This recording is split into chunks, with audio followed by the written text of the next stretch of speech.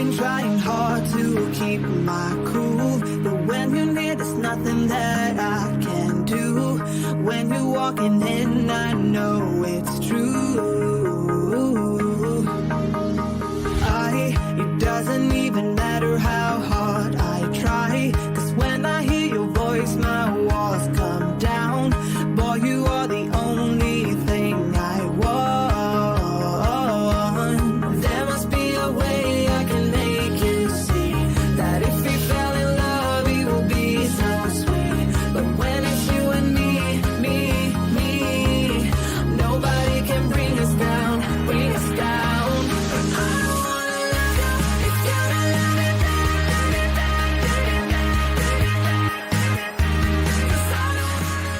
I've got two that are coming in, and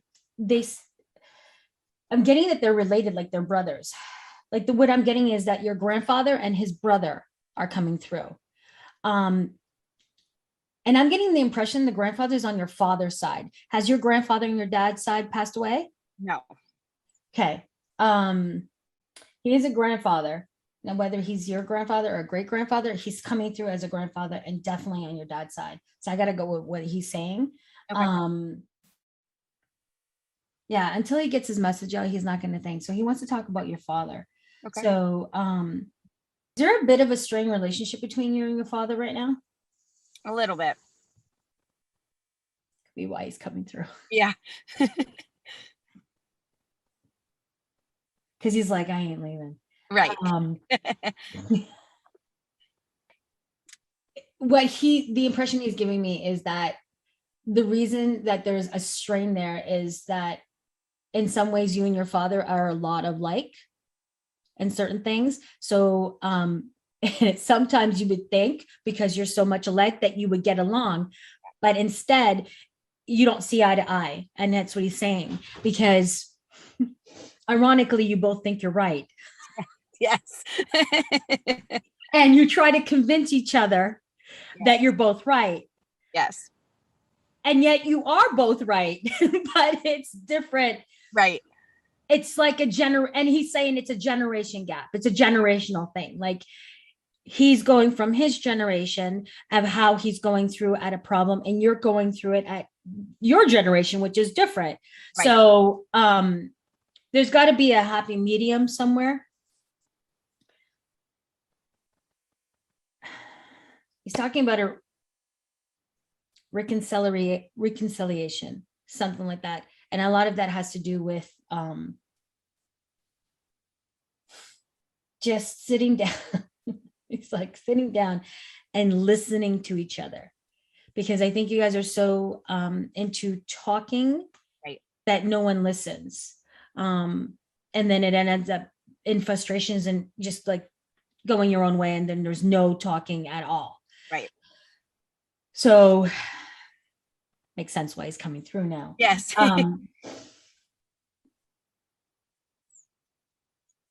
He's saying that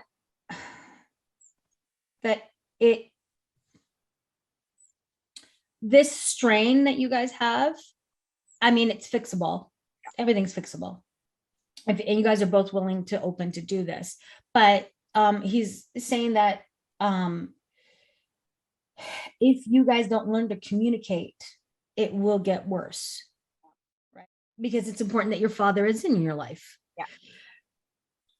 So he's almost given me the impression that this was something that he went through with his father as well, and that's why he's stepping forward, and he regrets it. He's just like, it's a trait that runs in our family kind of thing. Yeah. Yeah. The men don't listen to each other. Yes. Kind of Yes. So I'm like laughing. I'm like, okay. Yeah. And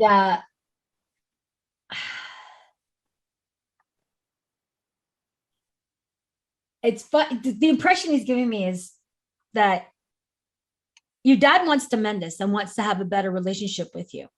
The only thing is he doesn't know how to approach you with it. And his pride also gets in his way. Yeah. So it's almost like, but he wants to, right? And he just doesn't want to be the first, I guess, to really broach it. And he doesn't really, he knows that there's a problem because at night it really does affect him as it affects you. Because they're showing me you guys separately, almost thinking the same thing, going, shit, why did I say that? Like, why did we have to say it that way? And going through the whole conversation in your head. But then when you come together, it's like, yes. So he's saying, instead of coming at it like a war, like it's going to be combative, try coming at it a different way with him. It's easier for you to do it. Yeah. Because he's set in his ways. He's older. He's set in his ways. And yeah, is prideful at this point. So he's just saying for you to come at it a different way. And I think if you to just, and he's just saying really just changing the tone of your voice will make a difference with them. Because I think because it's like, and I understand, because there's like, you know, when he says something, the first thing you want to do is just go like at him. And he's just saying, just take a step, take a breath. If you need to take a couple of breaths. Yes. And then just the tone of your voice is enough to think to bring him down his level.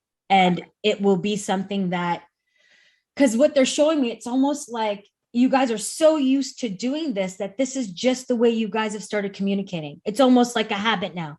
Right. And he's saying all habits can be broken. And it's just, you need to change this habit now. And I think if you do it, he will follow suit with you. Okay. And he's saying that if he's disrespectful, this is what he's saying. If he's disrespectful, not saying anything and just getting up and walking away is acting more effective than saying something, because it actually triggers something more in him. Because he's like, oh, she's not accepting it now. Like she's not engaging. Right. And that's part of, I think, which is kind of sick to say, but it's kind of the fun in it with him. Right. It's almost like the engagement of it. Yeah. That makes sense. Yeah. Changing this relationship with your father will actually change your relationship with what type of men you attract. Okay. Okay. Yes. That's the biggest thing. Okay. Because otherwise, if you don't, the type of men that you're going to be attracting, or the type of men that you're going to be attracted to, is what you've seen. Right. And they're not going to be very nice. You are not going to be the first priority in their lives. And you should be. Right. Because you do that for them. Yeah. But for some reason, it's never reciprocated. It's not funny, but funny enough, you know this already when you go into this relationship. This one's not going to work out. But for some reason, you decide to stay, and you stay longer than you should. Yeah. Yep. So they're saying a lot of this has to do with, you know, what you grew up with and what you saw. It also affects you mentally. Right. And it's been literally chipping away at your self-confidence. You know, they're showing me like, you're like, you know, why is this happening to me? Do I not deserve love? Do I not deserve to be accepted? Yes, you deserve all that stuff.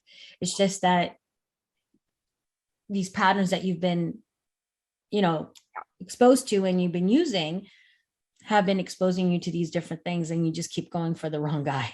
Yeah. Yeah. Yes. So there's a female on the other side too. She's coming through. She's coming closer, and she's saying that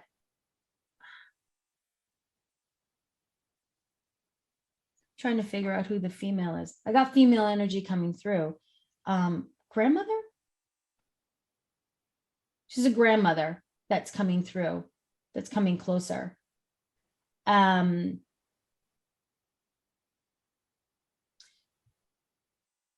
got a bit like, I'm hearing like a Southern accent. Do you know? I don't have, so on my mom's side, she's adopted. Okay. So I know a lot about her family. So it could be something. Because she's coming through, and she's coming through with a Southern accent. So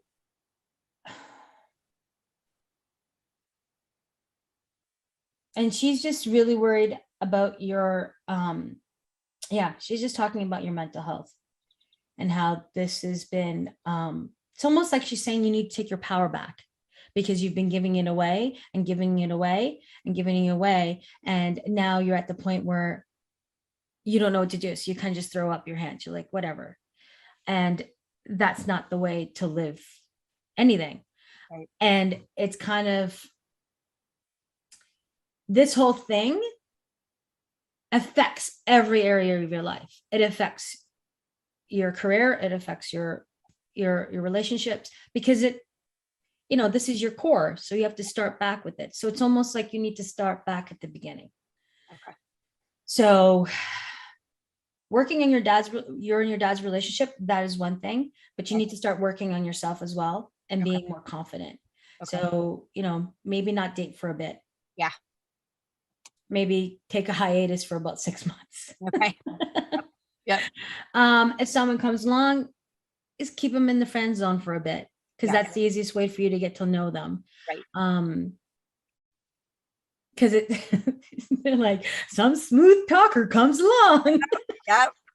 And then I'm right back where I started. They're like, she will stumble. That's fine. Yeah. You're meant to see. And if you stumble, do not, don't be down on yourself, because you literally know what you don't want. Yeah. Okay. So now it's time for you to put out what you do want. Yeah. So you're going to recognize it a mile away. Yeah. Yeah.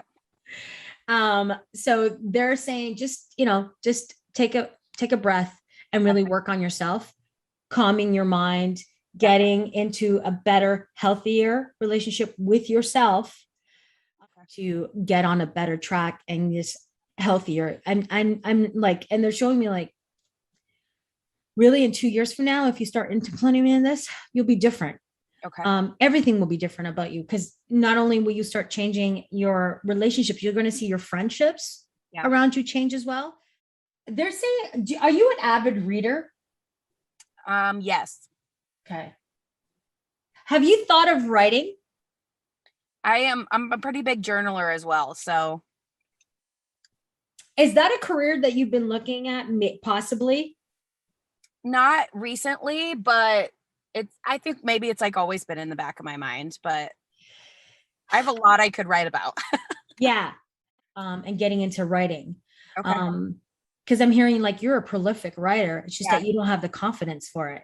Okay. And it's scary putting that out there. Yeah. So, but they're encouraging you to do that, go that route. Because I know they keep showing me, you kind of keep going back to it. Keep going back to it. I have like stacks and stacks of journals and notebooks that I could write multiple if I wanted to. It could be a series. So yeah. So they're showing me you doing short stories just to get start getting a presence. Dance. Did you used to dance? Yes. Did you teach dancing? No. Well, I did like very casually to like little children, but nothing major. I did like a couple like camps here and there. Because they're making me aware that that's something that you enjoy, and that's something that you should get back into, especially teaching little kids, because just getting them to, you're getting them at that little young age, and they're just like, and you just love it being around them. So they're encouraging you to get back into dance, because not only is it, and more so because it's good for you, it lifts you up. Yeah. Oh, I've been thinking about that recently, so that's crazy. Yeah. So they want you to start getting into that. So I mean, you've got some really great things in front of you. You just have to have the courage. Yeah. And that's the biggest thing, is the courage to go through with it. So thank God. So nice meeting you, Kaitlyn. Yes, it's so nice to meet you too. Thank you so much for being on the show, and good luck. Thank you. Thank you so much. I'll keep you updated. Okay. Yes. I want to read the book. Yes. I'll send you a signed copy. Okay. That's great. Thanks. Thank you so much. Bye.